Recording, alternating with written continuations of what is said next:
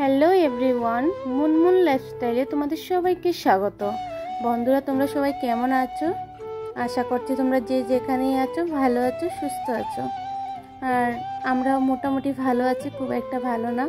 তোমরা তো বুঝতেই পারছো আমি ছেলেকে নিয়ে ডাক্তারের কাছে যাচ্ছি। তো বন্ধুরা, পুরো ভিডিওটা দেখার অনুরোধ রইল, আশা করছি ভালো লাগবে।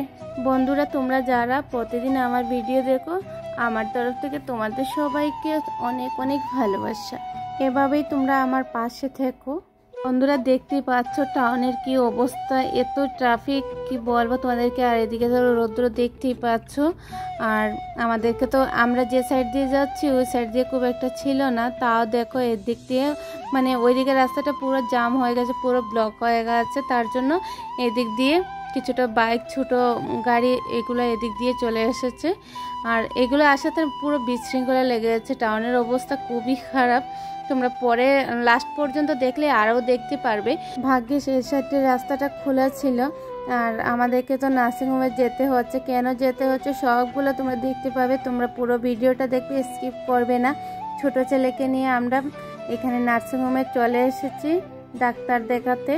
আর ওর কি হয়েছে না হয়েছে সব কিছু তোমাদের সাথে শেয়ার করব। বেশ কয়েকদিন ধরেই ভাবছি, মানে আমিও ভাবছি আর ওদের বাবাও ভাবছে যে মানে আমরা যে বড় ছেলেকে যে ডাক্তার দেখাতাম ওই ডাক্তারের কাছে আমাদের মানে ছোট ছেলেটাকেও একবার দেখাবো, কারণ ওনার ট্রিটমেন্টটা মানে খুবই ভালো লাগে। আর অনেক বয়স্ক হয়ে গেছেন, যার জন্য এখন খুব একটা পেশেন্ট দেখেন না। তাও মানে অনেক দিন ধরে ভাবতে ভাবতে আজকে ফাইনালি আমরা দেখাতে পারলাম।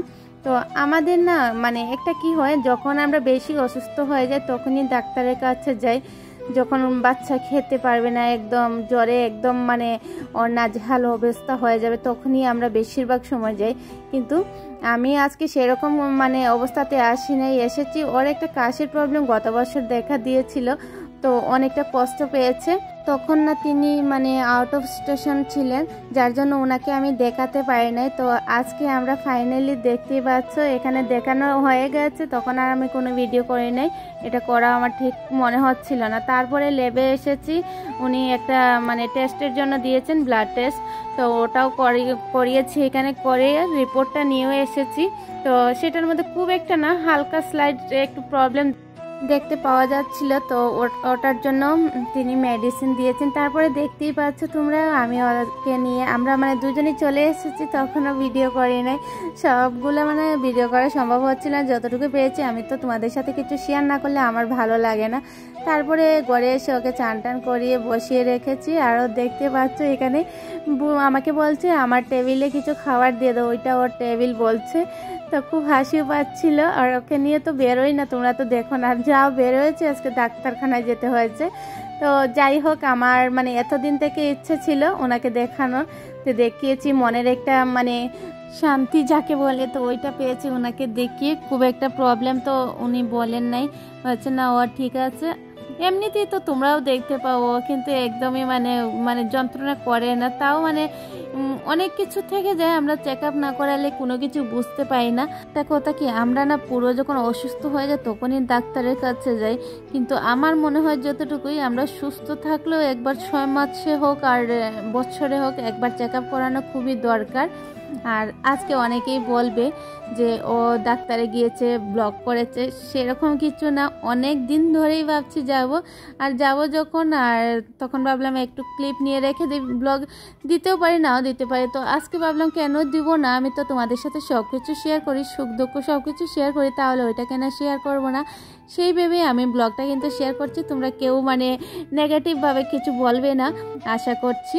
তারপরে তোমরা এদিকে দেখতে পাচ্ছ আমি অনেকগুলা বাসন ধুয়েছি, গড়ে এসে ওকে স্নান করিয়ে রেখে অনেকগুলা কাজ করেছি। আর বাসন তো অনেকগুলা কি হয়েছিল, কয়দিন ধরে আমি ভাবছি বাসনগুলো বের করে একবার দেখবো। যতই ধুয়ে শুকিয়ে রাখো না কেন, মাঝে মধ্যে ওগুলো না দেখলে কি হয়, হঠাৎ না স্টিলের বাসনগুলো বেশি একদম মানে ফেটে যায়, কি হয়ে যায়। তো বের করে আজকে আমি ধুয়ে নিলাম, একটু দেখলাম নোংরা নোংরা হয়ে গেছে, তো ভাবলাম ধুয়ে শুকিয়ে আবার জায়গায় রেখে দেবো। তো বন্ধুরা দেখতে পাচ্ছ রৌদ্র উঠলে না আমার এরকমই কাজ করতে ইচ্ছে করে, ঘরের যা আছে সব কিছু ধুয়ে শুকিয়ে রাখতে ইচ্ছে করে। আর এই মাসেই তো প্রচণ্ড রৌদ্র দিচ্ছে, পরে না ঠান্ডার দিনে বেলা ছোটো হয়ে যায়, সেরকম কাজ করার সময় পাওয়া যায়, দিনের বেলাটা অনেকটাই ছোট হয়ে যায়। তো আজকে ভাবছি ওই দিক থেকেও এসে গেছি তাড়াতাড়ি, ওদের বাবা তো অফিসে যায়নি আজকে, তো ওকে রেখে দিয়েছি ওর বাবার কাছে। আর মেডিসিনটা কিন্তু নেওয়া হয়নি, মেডিসিনটা মানে যেখানে নার্সিংহোম ছিল তো ওইখানের মানে ফার্মেসি যেটা আছে ওইটাতে পাওয়া যায়নি, তো বিকেলবেলা একটু বেরোতেও হবে। তারপরে ভাবলাম ছাদে যখন আসছি আমার ফুল গাছগুলোও তোমাদেরকে দেখিয়ে দিই। আজকে না খুব তাড়াতাড়ি আমি রান্নাবান্না সেরে নিয়েছিলাম, সকাল দুপুরের একসাথেই করেছি। সকালে যখন ছেলেকে স্কুলে পাঠিয়ে দিয়েছিলাম তারপরেই আমি সব কাজ কমপ্লিট করে নিয়েছি। এদিকে তো ডাক্তারখানা যেতে হবে, তারপরে ওর স্কুলের দু একটা জিনিস লাগে তো ওইগুলো আনতে হবে। তো ওদের বাবাকে বলেছিলাম, ও বলেছে তুমি গিয়ে নিয়ে আসো, তুমি চিনতে পারবে, তুমি বুঝতে পারবে ভালো করে। যাই না, ও স্কুলের কোনো কিছু মানে প্রয়োজন পড়লে আমাকেই বলে আনার জন্য। আর আমি টাউনে বেরোয় দেখি কি অবস্থা, দশমী যাত্রা শুরু হয়ে গেছে।